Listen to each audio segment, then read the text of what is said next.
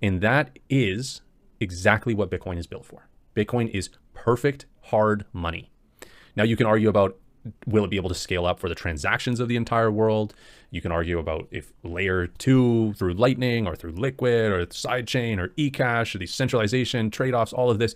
You can argue that all the way until the cows come home, but you cannot argue that because of Bitcoin's decentralized nature through the miners, the nodes, and the developers, the 3 layers of consensus, that Bitcoin is not the most secure. It is the most secure. It is 100% the most secure financial protocol. It has the most transparency, the most decentralization, the highest hash rate protecting it, and the best Lindy effect. It is here to stay, and it is here to protect your purchasing power into the future. That's exactly what it is built to do.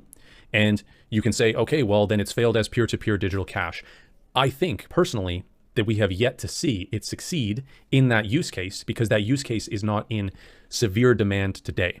And I think that it is in demand to some degree in layers, in a layer 2, in Bitcoin, in Lightning. Lightning payments work excellently. There are trade-offs. There is going to be trade-offs. If you listen to somebody else talk about some other sort of competitor financial protocol thing, they will not talk about the trade-offs. But those trade-offs are there, and they're glaringly large. And you recognize, and once you recognize the significance of these trade-offs, you realize that they don't compete on the secure and decentralized nature that Bitcoin excels on. And those two are the most important to build upon.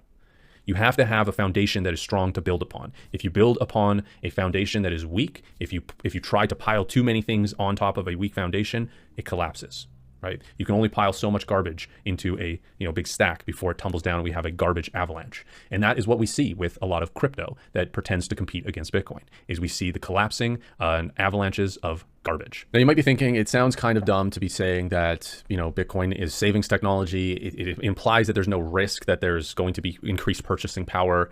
And I think that we need to talk, of course, about volatility. Short-term volatility is absolutely true with Bitcoin. And that's because of where, again, we are and the use case of Bitcoin as well. So Bitcoin is currently being used by traders, by short-term speculators. They are finding a use case within Bitcoin. It being basically calling the bluff of money printing more than anything else. That's why it runs up with M2 money supply more than anything else. It's very correlated to that.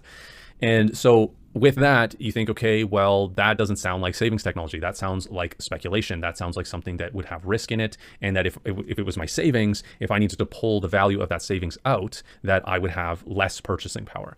And that is the only real risk of Bitcoin that I see personally. Other people can say they see other ones.